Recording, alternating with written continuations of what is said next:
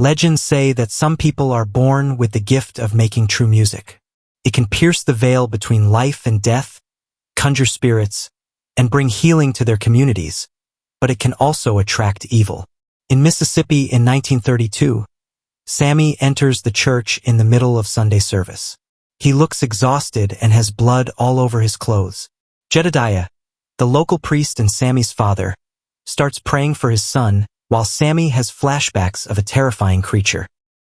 The man embraces Sammy as he says he needs to stop playing the devil's music and repent, but Sammy just holds tighter to his broken guitar while still remembering the monsters. This story began a day earlier.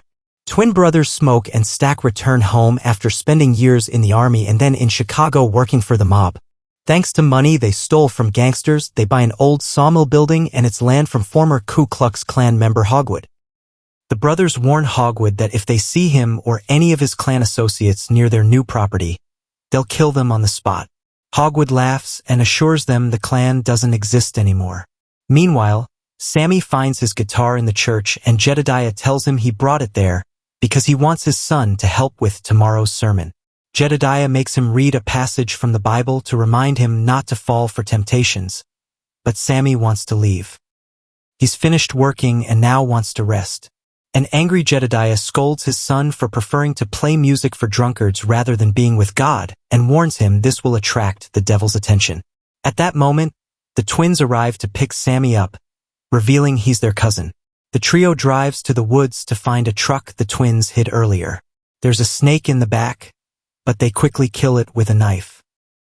Then Smoke drives the truck to town and pays a young girl to watch it before going to the grocery store owned by his old friend Bo and his wife Grace. After a warm reunion, Smoke explains he and his brother will be opening a juke joint, so he wants the store to be their food supplier and make some signs. Suddenly Smoke hears the truck horn and comes out to find two men trying to steal his alcohol stash. He immediately opens fire, wounding one man in the buttocks and the other in the leg. The robbers quickly regret their actions when they see who the shooter is, since everyone in town knows the twins' dangerous reputation. Meanwhile, Stack drives the car while giving Sammy crude advice on how to please a woman. Sammy is more interested in learning how the twins' father died since he's now old enough to understand. Stack explains his father was abusive and one day knocked him unconscious. When Stack woke up, Smoke was burning their father to death. Stack gives his father's guitar to Sammy, who thanks him with a song. Eventually they reach the train station where Slim is playing harmonica. Stack wants him to play at his joint, but Slim refuses, saying he already has a gig. Noticing he's an alcoholic, Stack changes his mind by offering more money and all the Irish beer he can drink. Then Slim and Sammy play together while Stack tells the crowd about his joint opening tonight. He doesn't see his ex-girlfriend Mary watching from afar. After the performance, Sammy flirts with Pearline, who clarifies she's married. Since she's a singer, Sammy asks her to join tonight's performance. Mary approaches Stack to scold him for disappearing without a word and not sending flowers to her mother's funeral, considering her mother always took good care of the twins. Stack pretends not to care to keep her safe, and she walks away. The trio leaves in the car and sees some prisoners working by the road. Slim recognizes them and admits to his new friends that he did time in prison. Eventually they stop by the cotton fields to recruit Cornbread, who agrees to work as a bouncer. Returning to Smoke, he visits his child's grave and leaves flowers. He then talks to his ex-wife Annie and asks her to be the joint's cook, even though Annie doesn't like his business idea. When she enters her house, it's revealed she's been practicing hoodoo and sells remedies to locals. After the latest clients leave, Smoke mentions how magic and ghosts don't exist. However, Annie says magic has been working for him because all these years she's been performing protection rituals to help the twins. She also realizes Smoke still wears the mojo bag she made for him. Smoke admits he misses her and still loves her, so they end up making love. In the afternoon, a bleeding Irish immigrant named Remick runs to the nearest cabin and asks for help, saying the Choctaw tribe is trying to kill him. Joan and Bert point their guns at him as he falls to his knees, crying because the Choctaw took his wife. After noticing Klan uniforms inside the house, he offers the couple gold coins in exchange for help. Moments later, a few Choctaw appear at the cabin asking about Remick, saying he's very dangerous. Joan tells them she hasn't seen anyone and shuts the door. After the Choctaw leave, Joan looks for her husband and finds him unconscious on the ground with a huge wound on his neck while Remick is covered in his blood. Suddenly Bert awakens with different eyes. Turns out Remick is a vampire and attacked Bert to turn him. Joan screams in horror. That night, the juke joint opens and everyone has a great time. Smoke gets angry when he discovers Stack is letting people pay with plantation credits, pointing out they've used most of their Chicago money and can't afford freebies. Stack and Annie convince him that if they bend the rules a bit, the place will become popular and more people will come with actual money. When Mary tries to enter the joint, Cornbread blocks her way but lets her pass when he realizes she's an old childhood friend. As soon as Sammy sees her, he tries to make her leave because he knows his cousins don't want her there, but Mary ignores his warnings and drags him to the bar for a drink. He wonders why she's allowed to hang out here when she looks white, so she explains her grandfather was half-black. She also shares that her mother delivered the twins and nursed them like her own. The conversation is interrupted by Smoke, who says they sent lots of flowers to her mother while she was still alive. Smoke then alerts Stack, who tries to make Mary leave and even offers to pay her off. She refuses his money and an argument ensues. Stack ends up admitting he still loves her but won't be with her to protect her. He walks off, leaving her in tears. Slim has been playing piano all night and now it's Sammy's turn to make his debut. Everyone loves it and soon they're dancing to the music. Sammy's talent is so powerful that spirits representing dancers and musicians from the past and future join the party. After the performance, Sammy takes Pearline to a private room to be intimate. The music has also attracted Remick, Bert, and Joan, who is now a vampire too. When they try to enter, Cornbread blocks them and soon the twins come over to see what's happening. Remick says they're just musicians looking for a place to play and they share a song. But the twins think it's not the kind of music for a juke joint. Then Remick offers to pay, so the twins explain they don't allow white people, causing the trio to leave.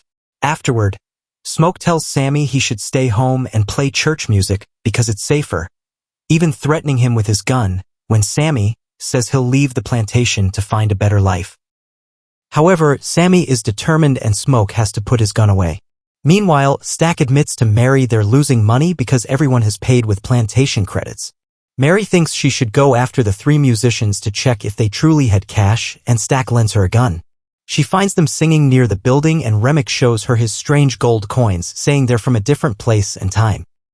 They start talking about life and feelings, and for a moment Mary thinks they're all right. However, Remick's eyes begin glowing red, so Mary takes out the gun and walks away. She tells them to leave, and when she tries to return to the joint, Remick attacks. Moments later, Cornbread needs a bathroom break, so he leaves Slim watching the door. While urinating in the woods, Cornbread hears someone whispering his name. Mary returns to the juke joint just in time to watch Pearline perform with Sammy. She gives Stack some gold coins and kisses him. Stack quickly pulls back, but Mary convinces him to go to a private room to be intimate. The kisses keep Stack so distracted that he doesn't see the wound on her shoulder. At the same time, Smoke runs to the gambling room because a man has become violent, using a blade to cut other players. He tries to attack Smoke, who easily overpowers him and holds him at gunpoint. When they check his pockets, they find loaded dice. The other players proceed to beat the cheater up and Smoke sends Sammy to find Stack so they can handle the situation together. When Sammy opens the door, he sees the couple being intimate, so he returns to Smoke to tell him he isn't interrupting. An annoyed Smoke goes to get his brother himself and notices Cornbread isn't at the front door. Slim agrees that Cornbread's bathroom break is taking too long. Then Smoke finally opens the side door only to find Vampire Mary biting Stack. Smoke immediately shoots her with both guns, but she easily recovers and announces everyone will be killed before running away. Afterward, Smoke tries to help Stack, but his wound is too deep and he dies in his brother's arms. While Slim kicks all the guests out, Annie tells Smoke they should leave the body outside and lock all doors, but he refuses. Instead, they lock the body in the side room. At that moment, Cornbread returns and asks permission to enter the building. Annie gets suspicious, and when he refuses to explain why he needs an invitation, she accuses him of being a vampire. Cornbread gets offended and asks for his money before leaving, but when Smoke is about to pay him, Cornbread shows his vampire face and pulls him out, ready to bite. Smoke immediately shoots him in the face, but it does nothing. When Cornbread tries to attack again, Smoke runs back inside and they lock the door. At that moment, Stack knocks on the side room's door and stabs it with his knife to make a hole. Stack swears he's fine, but Annie reminds Smoke that Stack died, so this creature isn't his brother anymore. Suddenly Stack breaks down the door, tackling Sammy in the process. Annie throws pickled garlic juice at his face, hurting him so badly that he runs away. While Smoke helps Sammy, Grace says she wants to find her husband who went out to get the car. However, Annie convinces her to stay inside until sunrise. Then she tells the group about vampire lore so they can prepare weapons. These creatures can only be killed by garlic, wooden stakes, holy water, silver, and sunlight. They start filling jars with garlic and sharpening chair legs to transform them into stakes while Sammy wonders if their music caused this. In private, Annie makes Smoke promise he'll free her if she turns. Afterward, the group finds a dead guest in the back room. Sammy and Smoke drag the body out of the building and discover that Remick has turned lots of people who are now dancing and playing instruments around him while he sings. The duo rushes back inside and Annie makes everyone eat garlic to prove they're still human. When Pearline complains, Smoke threatens her with his gun to force her to eat too. Slim eats the garlic and has a strong reaction, but it's just all the alcohol he's consumed tonight. At that moment, a guest knocks on the door and asks to be let in. By the time Smoke opens the door, the man is already being devoured by Cornbread. Then Bo comes to the door too and tells Grace he has the car ready to go. When she hesitates, he asks to be allowed inside. The group doesn't trust him and the conversation is interrupted by Remick, who says his power is the help black people need to start a new life in a world that has abandoned them. When he threatens to attack Grace's daughter in town, she has a breakdown. Remick also says he wants Sammy's talents to attract more vampires and claims he'll let the group live if Sammy comes with him, but Smoke doesn't let his cousin move. As more vampires approach the building, Remick reveals that Hogwood tricked the twins. It turns out the clan is still functioning and Hogwood sold the property so all the local black people would gather in one place for easier killing. Stack and Mary want their friends to accept Remick's offer and become vampires too, so they can defend themselves against the clan and finally have true freedom. The group turns down the offer and closes the door, but Grace can't stop thinking about her daughter and an argument ensues about how to proceed. At that moment, the vampires surround the building and start singing, causing Grace to go mad over the thought of her daughter getting hurt. The others hold her back, but it's too late. She yells to invite the vampires inside. The group rushes to grab their weapons and when Remick enters, Grace throws a torch at him but he knocks it away. Then the vampires storm in and a huge battle ensues. Grace throws Bo against the flames and stabs him with a stake, but sadly the fire gets her too and she slowly burns to death. The friends work together to fight the vampires, killing them one by one with a combination of bullets and stakes while keeping each other safe. Unfortunately, there are too many monsters and they move fast. Annie is bitten by Stack and when Smoke tries to help her, Remick brings him down. Pearline shoots Remick in the shoulder to push him off, and Smoke rushes to Annie's side. However, she's on the verge of death and reminds him of his promise. Smoke tells her he loves her before stabbing her with a stake to kill her, and Mary and Stack still have enough humanity to be saddened by her death. Afterward, the group runs upstairs while Slim stays behind as bait, so the vampires pile on him to kill him. Remick appears at the upper door and sends everyone back inside, trying to get Sammy while Stack attacks his brother. Pearline tries stabbing Remick, but he easily pushes her against a beam and bites her. Smoke manages to push Stack down and shoots at Remick to make him back off. Sammy tries to approach Pearline, but she knows she'll transform soon and makes him leave. By jumping through the upper door, Sammy escapes the building but hurts his leg in the process. As he limps away, Remick jumps out of the building too and surprises him from behind. The vampire slashes his face and makes him fall into the lake. Remick prepares to bite Sammy but hesitates when the boy starts praying. All the other vampires gather around them as they pray too, so Remick gets annoyed and starts dunking Sammy in the lake while ranting against religion. In the building, the twins continue to fight. Both are very stubborn and refuse to give up. Eventually, Stack manages to tackle Smoke to the ground, but when he tries to bite him, he can't do it. Smoke uses the chance to take control and grabs a stake as he apologizes to Stack for not protecting him, freezing when Stack asks him not to be sorry. At the lake, Sammy uses the distraction to grab his guitar and break it on Remick's head, which makes all the vampires writhe in pain. After removing the guitar piece from his head, Remick prepares to attack again only to suddenly be stabbed with a stake by Smoke. At that moment, the sun rises and all the vampires slowly burn to death. Remick is the last to go in a small tornado of flames. Afterward, Smoke makes Sammy leave in his car before the clan shows up. While Sammy arrives at the church, Smoke gathers all the guns he can find. Soon Hogwood shows up with a bunch of clan members only to find the doors locked. Smoke opens fire from the woods, killing half the group before coming out to continue shooting.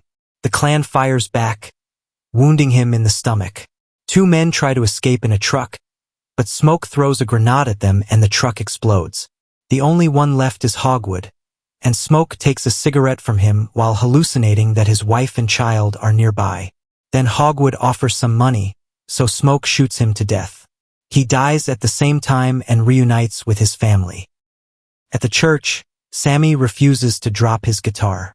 He tells his father he's not giving up music and leaves Mississippi to go north. Many years later, an elderly Sammy still plays in clubs. One night he's visited by Mary and Stack, who explains that Smoke couldn't kill them and let them go in exchange for never touching Sammy. The couple can tell Sammy doesn't have much time left and offer to turn him so he can keep making music. Sammy turns them down because he's had enough of the world but agrees to play one last song for them. He admits the performance before the fight was the best day of his life, and Stack agrees, saying it was the last time he saw the sun, the last time he spent with his brother, and the last time he felt free.